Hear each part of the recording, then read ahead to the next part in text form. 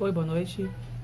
Sou Agnaldo e estamos aqui para mais um dia, né? A gente está meditando aqui na Palavra de Deus.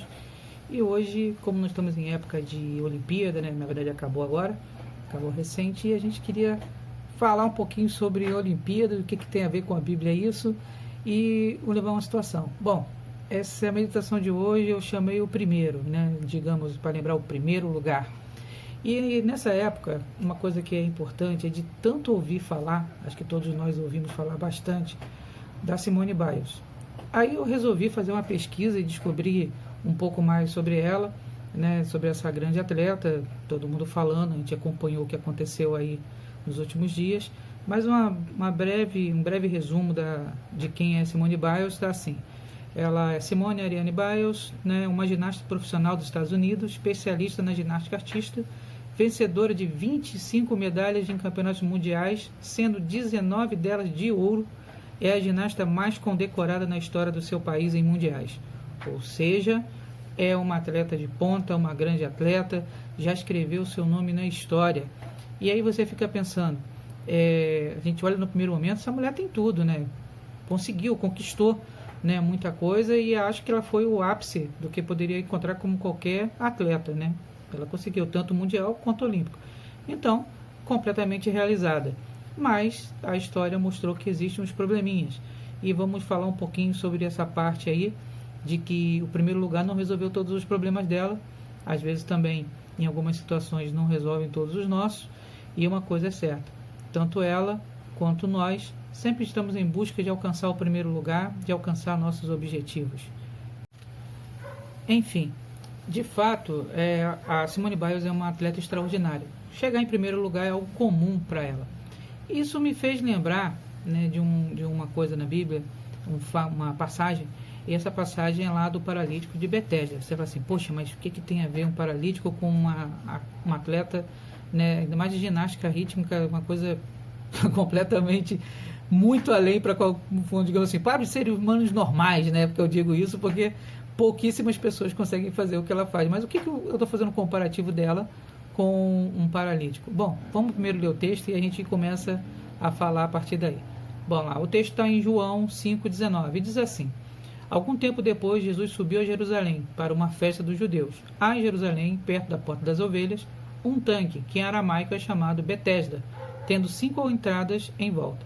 Ali costumava ficar grande número de pessoas doentes e inválidas, cegos, mancos e paralíticos. Eles esperavam o movimento das águas. De vez em quando descia um anjo do Senhor, agitava as águas. O primeiro que entrasse no tanque, depois de agitadas as águas, era curado de qualquer doença que tivesse. Um dos que estavam ali era paralítico, fazia 38 anos. Quando o viu deitado e soube que ele vivia naquele estado durante tanto tempo, Jesus lhe perguntou: você quer ser curado? Disse o paralítico: Senhor, não tem ninguém que me ajude a entrar no tanque quando a água é agitada. Enquanto estou tentando entrar, outro chega antes de mim. Então Jesus lhe disse: levanta-te, pegue sua cama e ande. Imediatamente o homem ficou curado, pegou a maca, começou a andar, e isso aconteceu num sábado.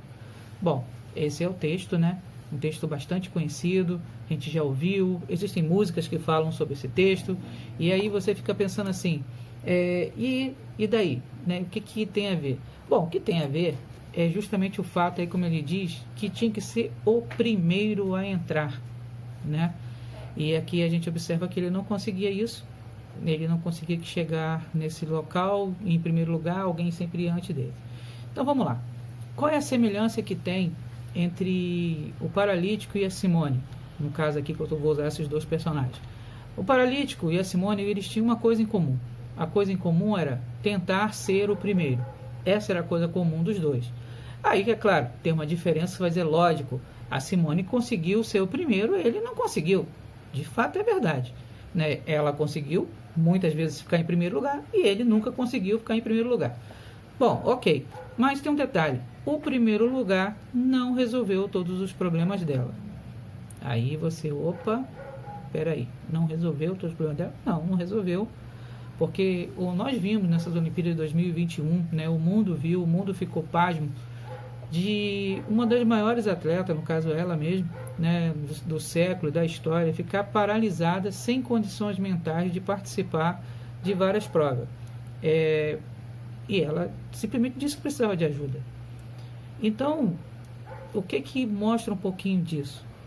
Tanto ele quanto ela tinham uma esperança, esperavam que outras pessoas iam ajudar. Ele tinha uma esperança que não se cumpriu, que era conseguir chegar em primeiro, não conseguiu.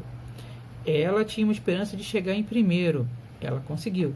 Mas tanto um quanto o outro, né, ele por não conseguir e ela conseguindo, não resolveu todos os seus problemas. E aqui é uma questão que a gente tem que parar e observar um pouquinho disso, de que a gente às vezes precisa de ajuda, às vezes nós precisamos de algumas coisas, às vezes nós colocamos nossas esperanças em alguns objetivos e talvez eles não sejam suficientes para resolver os nossos problemas reais, coisas que estão acontecendo conosco e que talvez o nosso plano não esteja dando certo, e é por isso a gente acha que, já que o plano não deu certo, a gente não, por isso nós não alcançamos nosso objetivo. E nós vemos pessoas como a Simone, que tinha um plano, o plano deu certo, mas também não resolveu o seu problema e ela ficou paralisada. E aqui, vamos voltar um pouquinho para o texto, que o texto tem uma coisa interessante, que é o local onde isso ocorre. Isso ocorre no tanque de Betesda, né? Isso é traduzido, esse Betesda, como lugar de misericórdia. E aqui é um lado que eu acho muito interessante, que o paralítico estava ali naquele tanque de Betesda, né, no lugar de misericórdia, e olha que coisa interessante. Ninguém tinha misericórdia dele, a que pegasse ele e levasse ele até o tanque para que ele fosse primeiro. Isso é uma coisa que a esperança dele estava ali, né, que já que ele estava no lugar de misericórdia, alguém teria misericórdia dele e levaria ele até o tanque. A esperança dele era essa. Bom, mas ninguém teve essa misericórdia. E aqui a gente tem que entender um pouquinho desse assunto pelo seguinte: quem eram as pessoas que estavam naquele lugar, né, de misericórdia? Eram outras pessoas igual a eles que também precisavam de ajuda, também precisavam que alguém tivesse misericórdia deles e levasse eles até aquele local em primeiro lugar. E muitas das vezes nós estamos assim também. E aqui a gente tem que fazer um outro parâmetro do momento em que nós vivemos.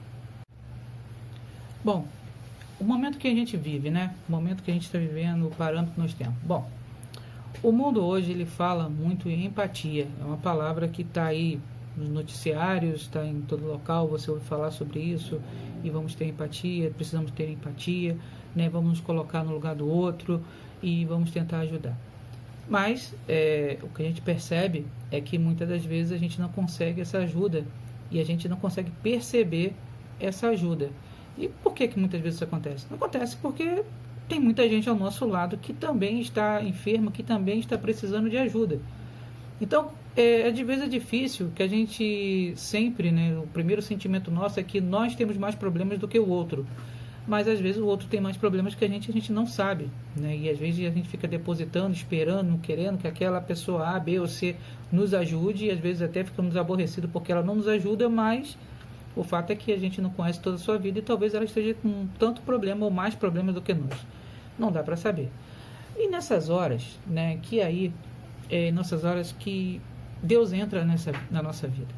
Porque nessa hora é que Deus vem e que a gente está realmente precisando de misericórdia, precisando de ajuda, e aí ele vem e vai perguntar: queres ficar são? Que é a pergunta que Jesus nos fez para aquele homem: queres ficar são?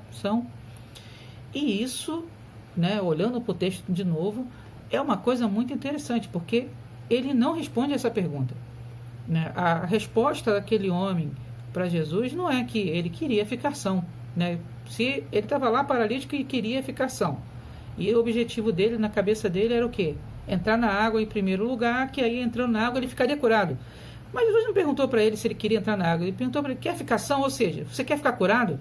Né? E é isso que Deus vem nos perguntando também muitas das vezes, e às vezes a nossa resposta é igual daquele homem, porque o que aquele homem pegou e respondeu? Não, Senhor, é que quando vem o movimento das águas, não vem ninguém que me pegue e que vai, quando eu vou tentando chegar lá, alguém entra primeiro que eu, e aí eu não sou curado.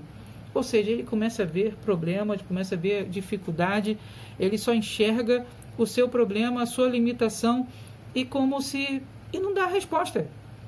E às vezes Deus está nos falando conosco, e ele está perguntando exatamente o que você quer, e você está falando de outra coisa, você não está respondendo a pergunta objetivamente, você está falando de uma outra coisa. e quanto Deus está querendo te mostrar uma solução.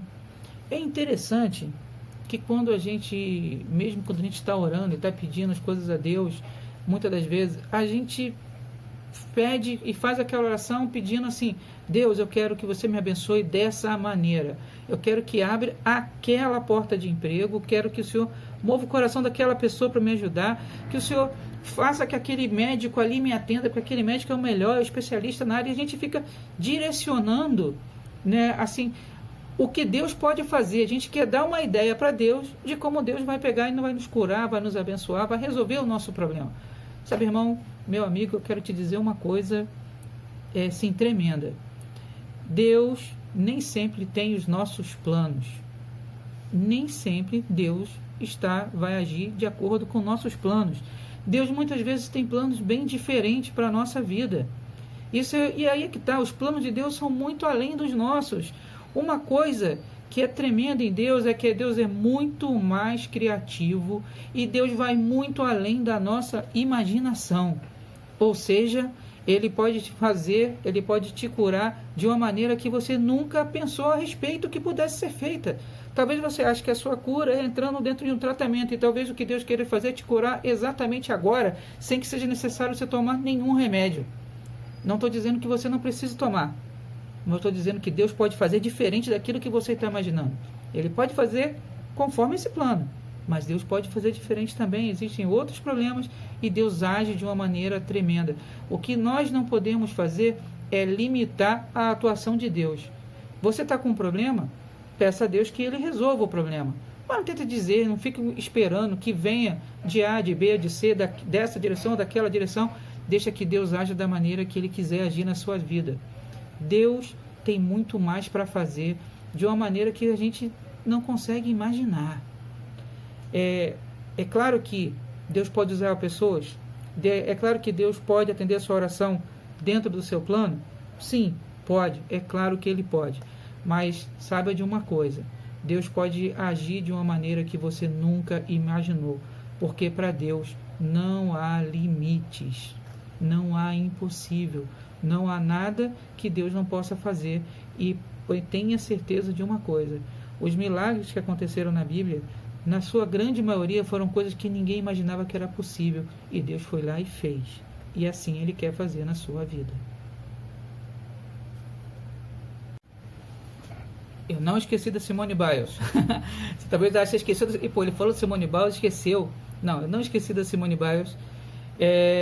De fato, ela não tem, né, aparentemente nenhum problema físico, né? Claro, pelo atleta de alto desempenho que ela é, realmente ela não tem, pelo menos aparentemente, nenhum problema físico. Mas ficou muito claro, né, até dito por ela, ela tem um problema na saúde mental. A saúde mental dela está comprometida, né? Ela mesmo reconheceu isso, ela está com problemas nessa área de estresse, de desempenho, de ansiedade, de pressão, e não está conseguindo conviver bem com isso, e a sua mente, a sua cabeça realmente está paralisando, porque de fato o que aconteceu na vida dela é que ela ficou paralisada, apesar de não ser paralítica, ela ficou paralisada e impediu dela de competir em alto rendimento como era esperado por todo mundo. Mas olha o que Jesus fala sobre cura, né, para o paralítico de Betesda. Isso está lá em João 7:23, e diz assim: se o homem recebe a circuncisão no sábado, para que a lei de Moisés não seja quebrantada, indignai-vos contra mim, porque no sábado curei de todo um homem. Olha só, ali o texto mais à frente, Jesus está sendo indagado lá pelos fariseus, aquela coisa toda, e aí Jesus, só porque ele curou aquele homem num sábado, né, e não podia fazer isso, mas Jesus foi lá e curou no sábado, e Jesus dá um exemplo de que, já que a circuncisão podia ser feita no sábado, então ele também podia curar no sábado, né? Por que estamos indignados por causa disso? Mas não é esse o tópico aqui. O tópico a resposta final de Jesus é: curei de todo um homem. O que Jesus responde para aqueles homens ali, né, é o seguinte: olha só, eu curei aquele homem completamente. Eu curei o corpo, a alma e o espírito daquele homem. Aquele homem não foi curado apenas fisicamente. A partir daquele dia ele não pôde apenas andar. A partir daquele dia, aquele homem, a sua mente, a sua cabeça, a sua alma estava tranquila, e ele pôde seguir o seu caminho, pôde continuar caminhando. né? Ou seja, não houve mais impedimento nenhum, porque muitas das vezes nós, acho que no tempo atual, uma das maiores enfermidades da humanidade são comparadas a problemas mentais, né? Digamos, o problema mental que eu digo é estresse, ansiedade, isso tem paralisado as pessoas e têm ficado sofrendo muito com isso e ficam assim, sem saber o que fazer e literalmente paralisado, né? Como se fosse um paralítico que de fato não pudesse fazer nada, não pudesse caminhar, não pudesse andar. Mas Jesus, quando curou aquele homem, ele curou de todo. Ou seja, curou o homem completamente. Corpo, alma e espírito, a mente. Aquele homem estava novo. Aquele homem estava renovado para uma vida completamente nova. E é isso o que Jesus quer fazer conosco também, né? Eu não sei qual é a sua enfermidade, eu não sei qual é o problema que você está passando, a dificuldade que você tem, mas eu sei de uma coisa: o que Deus está falando para nós aqui nessa noite é que Ele quer fazer em nossa vida muito mais do que nós pensamos. Uma coisa que nós não podemos esquecer nessa passagem, né, que é uma coisa que passa por esse texto às vezes despercebido, né, é que mesmo quando não pedimos a misericórdia de Deus, Ele tem misericórdia de nós. Esse é um ponto interessante pelo seguinte: aquele homem estava no lugar de misericórdia, ou seja, aquele homem queria misericórdia. Às vezes, como nós também queremos ajuda, queremos misericórdia de alguém, e vamos atrás da misericórdia. E olha só, muitas das vezes, né, a gente, em vez de pedir essa misericórdia para Deus, esperamos de outras fontes, de outras coisas. Mas olha que coisa tremenda: o nosso Deus é misericordioso, né? Deus é misericordioso. Esse é um dos atributos de Deus. E Ele, apesar da gente não pedir essa misericórdia, apesar da gente não merecer essa misericórdia, Ele é misericordioso conosco. E olha o que Ele fez com esse homem. Ele teve misericórdia daquele homem e curou aquele homem. Da mesma forma, Ele está dizendo para mim e para você: eu tenho misericórdia de você e também vou curar a sua vida. Isso, irmão, é que é algo tremendo.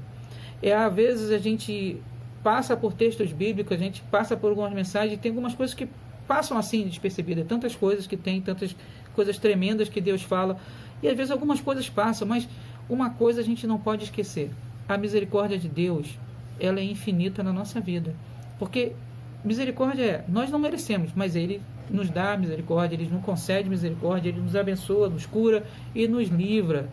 Uma coisa que eu tenho para te dizer nessa noite, para concluir essa meditação, é a seguinte: eu não sei como Deus irá fazer, mas eu sei, vai ser perfeito aquilo que Ele fará na sua vida. Obrigado, boa noite. Se você curtiu o vídeo, gostou, curte aí, bota o sininho, né, que você realmente tem para você receber outras mensagens, e que Deus esteja abençoando, né, a quem essa mensagem chegar. Que Deus te abençoe nesta noite, em nome de Jesus.